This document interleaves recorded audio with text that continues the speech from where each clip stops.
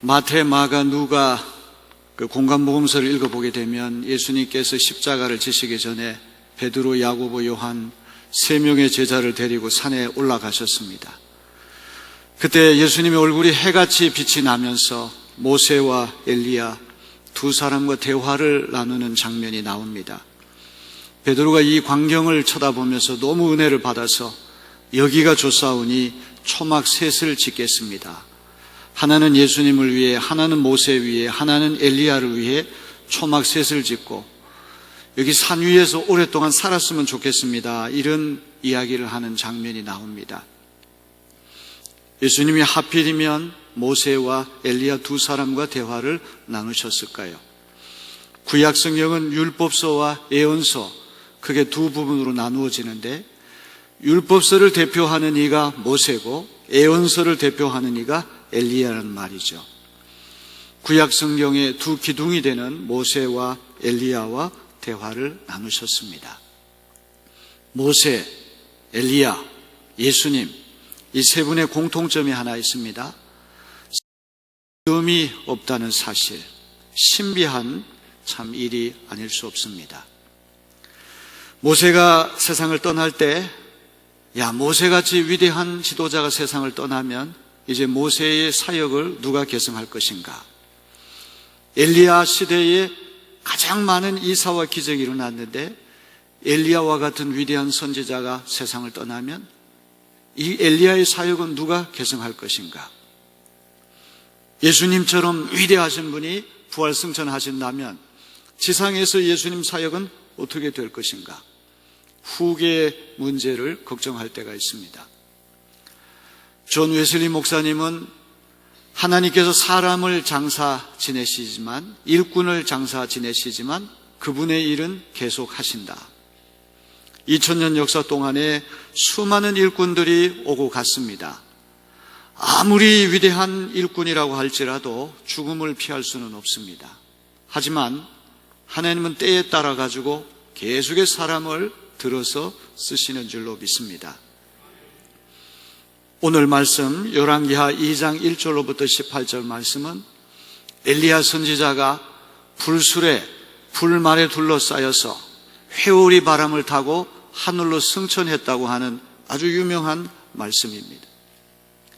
그러나 이 말씀은 엘리야가 지상에서 천상으로 신비하게 옮겨졌다, 승천했다, 이게 중요한 것이 아니라 철두철미 엘리야의 사역이 엘리사에게 그대로 계승되는 것, 엘리야가 엘리사를 후계자로 세우는 이야기가 오늘 이 승천 이야기의 핵심이라고 한 사실을 우리는 기억을 해야 됩니다.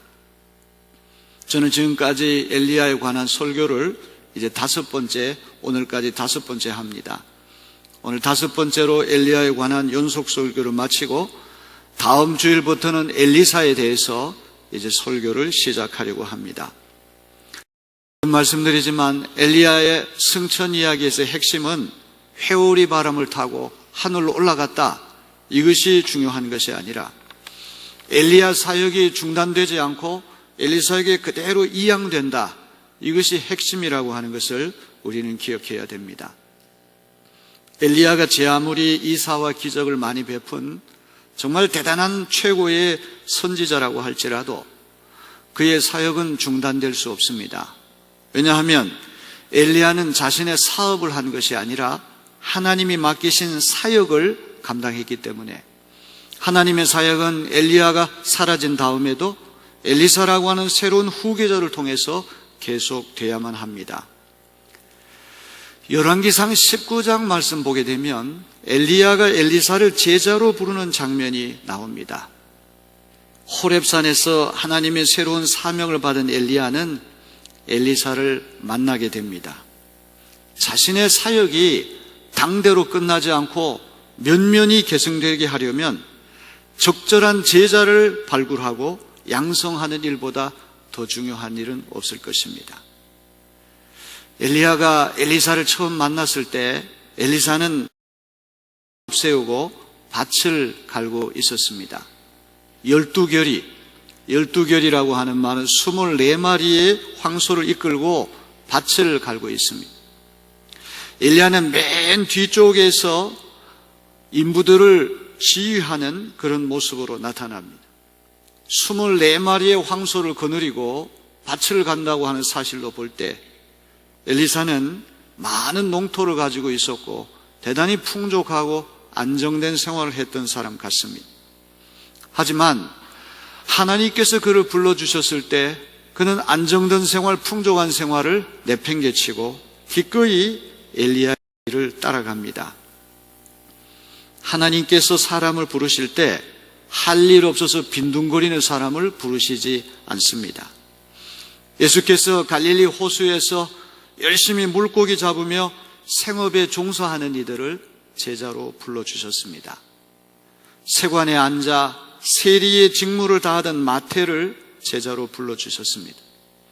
엘리사 역시 일터에서 땀 흘리며 성실하게 일하고 있을 때 하나님의 부르심을 받은 줄로 믿습니다. 아무것도 할 일이 없어서 하나님의 일을 하는 것은 아닙니다.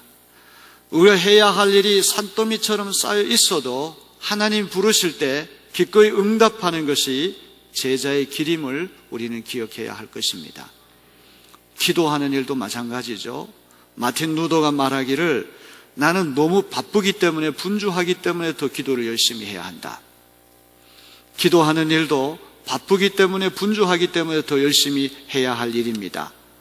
아무 할 일이 없어서 한가한 시간 있기 때문에 기도하는 것이 아니라 세상에서 아무리 급하고 아무리 분주한 일이 있다고 할지라도 하나님과의 인격적인 대화를 게을리하지 않고 우리가 기도하는 일에 우선을 두어야 할 것입니다. 엘리야가 엘리사를 제자로 부르는 상징적인 사건은 자신의 겉옷, 외투를 벗어서 엘리사에게 던져줍니다. 열왕기상 19장 19절 말씀 보게 되면 이 겉옷을 엘리야가 엘리사에게 벗어 던져줍니다. 미국에서 연합감리교회 목사 안수 받을 때 정말 일생일대의 가장 영광스러운 시간이죠. 목사 안수 받을 때의 그 어떤 예식이라고 하는 굉장히 영광스러운 시간인데 붉은 외투, 붉은 겉옷을 선배 목사님이 새로 안수받는 목사님에게 입혀주는 예식이 있습니다. 바로 이런 예식이야말로 열왕기상 19장, 또 오늘 봉독한 열왕기하 2장, 엘리야의 예언자직이 엘리사에게 승계되는 성서적인 말씀에 근거해서 하는 예식입니다. 엘리야는 엘리사에게 큰 재산을 물려주지 않고 낡은 겉옷 외투 한 벌을 물려줬습니다. 예수님은 제자들에게 많은 재산을 물려주시지 않고 말씀을 유물로, 유산으로 물려주셨습니다. 예수님께서 많은 부동산, 많은 재산을 제자들에게 물려주셨더라면 제자들은 그것 가지고 엄청나게 싸웠을 것입니다. 서로 더 많이 갖겠다고 다투고 하나님의 나라 그리스도 예수의 복음은 전파되기 어려웠을 것입니다. 엘리야도 일평생 엄청난 일을 했지만 엘리사에게 달랑 남겨준 것은 외투 한 벌밖에 없습니다. 이 겉옷은 엘리야가 수행하는 예언자 직분을 상징하는 옷이죠. 엘리야는 이 겉옷을 입고 기도했고 거짓 선지자 850명과 대결에 승리했고 병자를 고쳤고 죽은 이를 살렸고 하나님 말씀을 담대히 증거했던 것입니다. 무엇보다도 겉옷은 성령의 능력을 상징합니다. 엘리사 역시 엘리야의 뒤를 이어 예언자 사역을 감당하기 위해 성령의 옷을 입어야만 할 것입니다. 오늘 우리가 하나님의 일을 하는 것도 세상적인 생각 가지고 되는 것이 아니라 성령의 외투를 입어야만 할 줄로 믿습니다. 하나님의 일을 하는 이들은 무엇보다도 먼저 구할 것이 성령의 능력이 갑절로 내게 임할 것을 간구해야 할 것입니다. 오늘 열왕기하 2장 말씀에도 엘리야가 승천할 때 자신의 겉옷을 엘리사에게 완전히 양도하는 그런 장면을 우리가 보게 됩니다. 이제 열왕기 2장, 하 2장으로 돌아와 엘리야가 엘리사에게 자신의 예언자 직분을 어떻게 양도하는가를 자세히 살펴보려고 합니다. 엘리야는 제자와 완전히 헤어지기 전에 이상할이 많지 이곳저곳을 상당히 먼 거리를 이동합니다. 북이스라엘 수도인 사마리아에서 출발해서 길갈에서 베델, 베델에서 여리고로, 여리고에서 다시 요단강으로 계속해서 옮겨 다닙니다. 엘리야가 이렇게 먼 거리를 이동하는 것은 특별한 목적이 있어서가 아니라 한 가지 유일한 목적이 있다면 엘리사를 떼어 놓으려고 하는 목적이 있습니다. 길갈에서 베델로 갈 때 엘리사에게 신신당부합니다. 너 나 따라오지 말고 여기 있으라. 그래도 엘리사가 따라갑니다. 베델에서 여리고로 옮겨갈 때도 너 나 따라오지 말고 여기 있으라. 또 엘리사가 베델에서 여리고로 따라갑니다. 여리고에서 최종적으로 승천한 장소인 요단강으로 갈 때도 절대 나 따라오지 말고 여기 있으라. 그런데 엘리사는 끝까지 스승의 승천 장면을 목격할 때까지 따라 붙고 있습니다. 엘리야가 이렇게 엘리사를 떼어놓기 위해서 여기 있으라 계속 지역을 옮겨 다니는 것은 이 제자가 스승의 사역을 감당할 만한 헌신이 있는가, 충성이 있는가, 이것을 떠보려고 하는, 시험하는 그런 방법인 것을 우리는 기억을 해야 됩니다. 저는 이 말씀을 읽으면서 예수님과 12제자를 연상하게 됐습니다. 예수님 십자가에 달리시기 전에 베드로를 비롯한 제자들은 큰 소리를 쳤습니다. 다른 사람들은 다 예수님 버린다고 할지라도 나는 절대로 예수님 버리지 않겠습니다. 호언장담을 했습니다. 근데 예수님이 체포당하실 때 베드로는 그 약속을 헌신자처럼 내던져 버리고 어린 계집종 앞에서 예수님을 모른다고 닭이 울기 전에 3번이나 부인하는 끔찍한 배신을 저지르게 되었습니다. 예수님을 따랐던 제자들은 다 예수님이 영광의 순간에는 예수님을 따랐지만 예수님이 순환을 당하시고 모욕을 당하시고 십자가에 죽음을 당하실 때는 다 뿔뿔이 흩어지고 도망을 쳤다는 것이죠. 그런 제자들에 비하면 엘리사는 특별한 제자입니다. 스승이 따라오지 말라고 하는데도 계속해서 스승의 뒤를 따라 붙고 있습니다. 모름지기 예수 그리스도를 따라가는 제자인 우리의 자세가 엘리사와 같은 자세가 되어야 할 줄로 믿습니다. 영광의 자리뿐만 아니라 고난의 자리까지도 기꺼이 주님의 뒤를 따라갈 수 있는 우리가 되어야 할 것입니다. 좋은 자리, 대접받는 자리, 칭찬받는 자리뿐만 아니라 나쁜 자리, 수치를 당하고 비방을 당하고 모욕을 당하고 예수 때문에 손해당하고 고난당하는 그 자리까지도 우리는 계속해서 따라갈 수 있는 제자들이 되어야만 할 줄로 믿습니다. 이렇게 길갈에서 베델로, 베델에서 여리고로, 여리고에서 최종적으로 엘리야가 승천한 요단강까지 두 사람이 함께 이동을 합니다. 드디어 요단강에 도착했을 때 엘리야가 엘리사에게 질문을 합니다. 이제 조금 있으면 너하고 헤어질 텐데 너가 나에게 가장 원하는 소원이 뭐냐? 이제는 영원히 헤어질 터인데 너가 가장 바라는 소원이 뭐냐? 즉각적으로 엘리사는 대답합니다. 스승이 가진 영감의 갑절을 저도 갖고 싶습니다. 엘리사의 이런 마음은 참 아름다운 마음이 아닐 수 없습니다. 선생님이 가진 영감의 갑절을 저도 갖고 싶습니다. 여러분, 하나님의 일을 영감을 갑절로 받지 않고 어떻게 할 수 있겠습니까? 세상 일과는 다르죠. 어떤 회사 일과는 다른 것이 교회 일이 아닙니까? 세상은 내가 열심히 일하면 보상받고 칭찬받지만 교회 일, 하나님의 일은 열심히 일해도 오해를 받을 때도 있고 손해를 볼 때도 있고 희생을 기꺼이 감당해야 할 때도 있습니다. 하나님의 일은 영감을 갑절로 받을 때만 수행할 수 있는 것이지 세상적인 사고방식, 인간적인 계산 가지고는 하나님의 일을 할 수가 없는 것입니다. 우리는 하나님의 일을 하기 전에 엘리사처럼 영감을 갑절로 주시옵소서. 이것이 우리의 가장 간절한 기도 소원이 되어야 할 것입니다. 이제 엘리야가 엘리사의 이런 소원을 들은 다음에 뭐라고 얘기를 합니까? 야, 네가 참 어려운 것을 요구한다. 엘리사야, 영감을 갑절로 달라고 하는 그 소원은 참 어려운 소원이다. 이렇게 대답을 합니다. 왜냐하면 엘리야가 가진 영감은 엘리야 스스로 소유한 능력이 아니라 하나님이 주시는 선물이기 때문에 그렇습니다.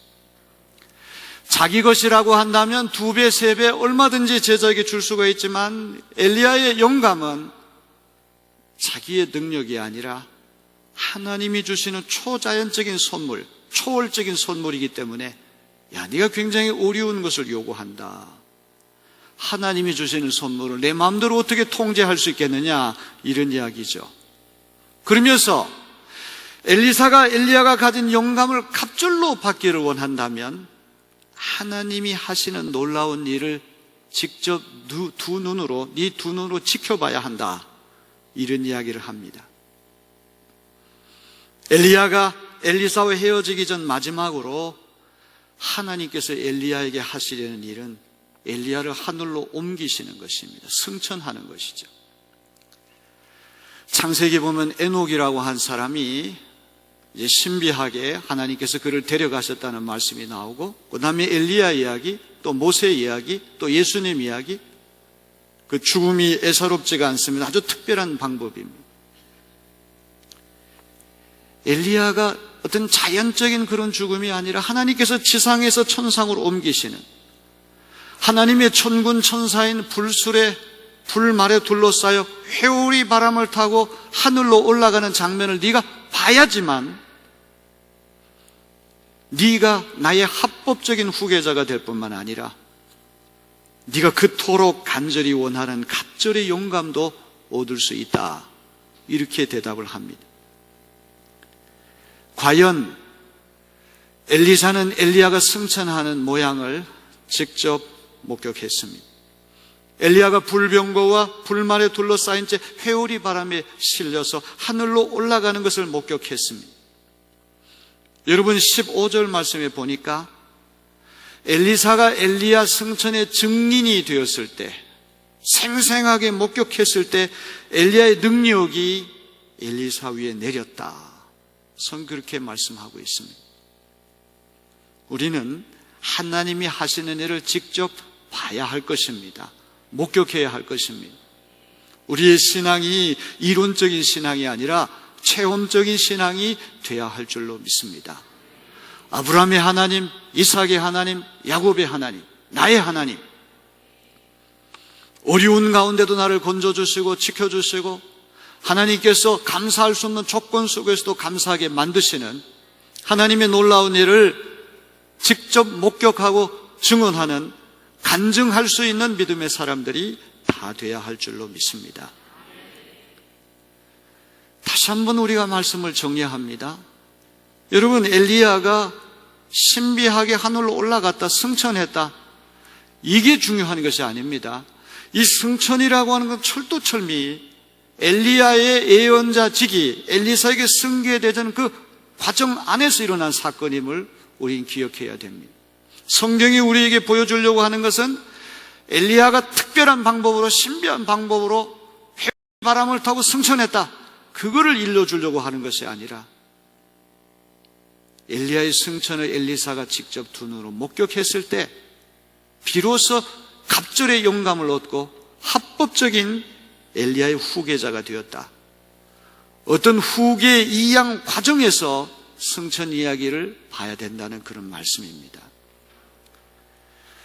엘리야는 제자를 길갈에서 베델로, 베델에서 여리고로, 여리고에서 요단강으로 이동할 때마다 너 꼼짝하지 말고 나 따라오지 마.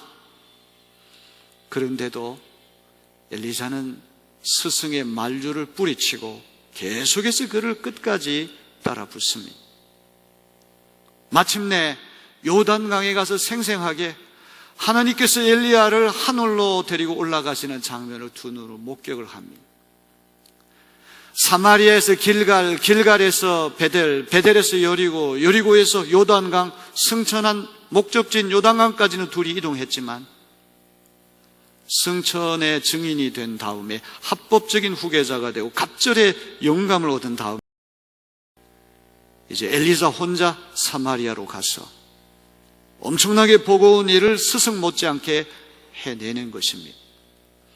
하나님은 엘리야를 장사 지내셨지만 하나님의 일은 그분의 일꾼들을 통해서 계속해서 지속하시는 것을 우리는 오늘 말씀을 통해 생생하게 발견하게 되는 것입니다. 오늘 이 말씀을 읽으면서 예수님이 주시는 질문은 무엇입니까? 너는 엘리사가 엘리야의 뒤를 쫓아갔던 것처럼 끝까지 내 뒤를 쫓아올 수 있겠느냐? 끝까지 내 뒤를 따라 붙을 수 있겠느냐? 오늘 우리에게 주시는 주님의 음성인 것을 기억하시길 바랍니다. 이렇게 몇 달째 예배가 축소가 되고 또 이렇게 예배하기 어려운 시절이 됐습니다. 신문을 제가 봤더니 서울의 어떤 교회에 10,000명이 모이는 교회인데 부활절날 달랑 600명이 참석했다는 얘기를 들었습니다. 그런 교회에 비하면 우리 내립교회는 얼마나 훈련이 잘 된 교회인지 알 수 없습니다. 할렐루야. 감사할 제목이 너무나 많습니다. 정말 교회의 책임자로서 하나님 앞에 무릎 꿇고 기도할 때마다 하나님, 교회를 어떻게든지 유지해야 되는데 이렇게 헌금이 떨어지면 어떡합니까? 하나님, 놀랍게도 여러분 주보를 보십시오. 우리 교회는 크게 차이가 나지 않습니다. 할렐루야.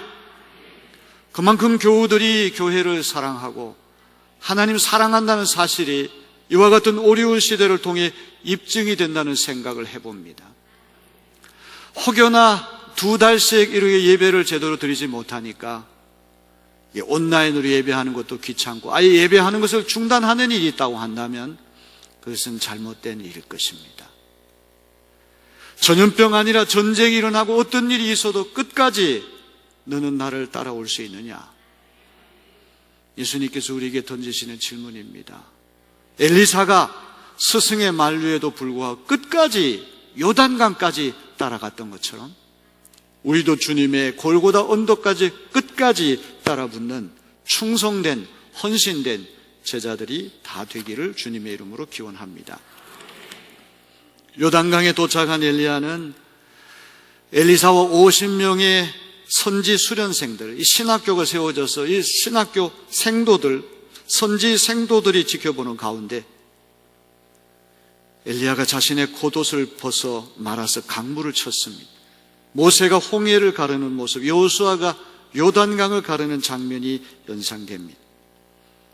겉옷으로 강물을 쳤더니 강물이 갈라졌습니다. 엘리야와 엘리사는 물이 마른 강바닥을 밟으며 요단강을 건넙니다. 이때 엘리야가 너가 나에게 마지막 원하는 소원이 뭐냐? 선생님 가지신 영감 갑절을 저도 갖기 원합니다. 그랬을 때 내 승천을 네가 직접 봐야지만 영감이 갑절로 임하게 될 것이다. 하나님은 엘리야에게만 임하시는 하나님이 아니라 엘리사에게도 임하시는 하나님이십니다. 그 하나님은 오늘 우리 위에도 역사하시는 하나님이신 줄로 믿습니다. 여러분이 뜨거운 마음으로 갑절의 영감을 구하면 하나님께서 왜 갑절의 영감을 선물로 안 주시겠습니까? 하나님의 숭고한 일, 거룩한 일, 하나님의 영광스러운 일을 제가 하기 위해서 갑절의 영감을 주시옵소서. 하나님께서 분명히 선물로 주실 줄로 믿습니다. 엘리야는 엘리사에게 자기 겉옷을 떨어뜨렸습니다. 엘리야의 예언자직이 엘리사에게 최종적으로 승계됐다는 상징적인 표시입니다. 엘리야가 지상에 남긴 마지막 유품은 낡은 겉옷 한 벌이 전부입니다. 엘리야의 겉옷 한 벌이 엘리사에게로 넘어가자 엘리사도 엘리야처럼 요단 강물을 치자 강물이 좌우로 갈라져서 강을 건너게 됩니다. 스승의 능력은 스승의 능력으로 끝나는 것이 아니라 고스란히 제자에게까지 넘어갔다는 것을 성경은 보여주고 있습니다. 이렇게 해서 엘리야의 능력이 엘리사 위에 내렸다. 지켜보는 증인들, 선지 생도들이 이런 고백을 합니다. 엘리사가 처음 엘리야의 제자가 됐을 때 엘리야의 겉옷이 엘리사 몸에 맞지 않았을 것입니다. 하지만 세월이 흐른 다음에 엘리야가 그가 남긴 겉옷이 엘리사의 몸에 맞았을 것입니다. 엘리사의 몸만 커진 것이 아니고 그의 영혼도 그만큼 자라나게 된 줄로 믿습니다. 하나님의 일을 하려고 그러면 우리의 몸만 커서는 안 되고 나이만 먹어서 안 되고 우리의 영혼도 비례해서 자라나야 할 줄로 믿습니다. 어제보다 오늘이 나야 되고 오늘보다 내일이 인도하는 그리스도인의 삶이 되어야만 할 줄로 믿습니다. 이번 전염병 창궐로 인하여 참 우리는 끔찍한 시간을 보냈습니다. 참 우울하고 답답한 시간을 보냈습니다. 하지만 하나님은 여전히 피할 길을 열어주시는 줄로 믿습니다. 역사의 주권이 하나님의 손에 있음을 다시 한번 확인했습니다. 인간의 생사의복이 주님 손에 있음을 다시 한번 우리는 확인하게 된 줄로 믿습니다. 우리의 영혼이 점점 자라나서 엘리사가 엘리야에게 보였던 그 헌신이 우리가 주 예수 그리스도께 보이는 헌신이 되도록 해야 할 것입니다.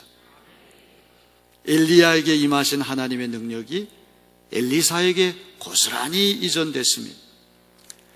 엘리사 역시 스승 놀라운 일을 해낼 준비가 되었고 스승이 완수하지 못한 사역을 고스란히 완성할 수 있게 됐습니다. 예수 그리스도를 따르는 제자의 길은 엘리사가 엘리야를 따라갔던 길처럼 돼야 된다는 생각을 합니다.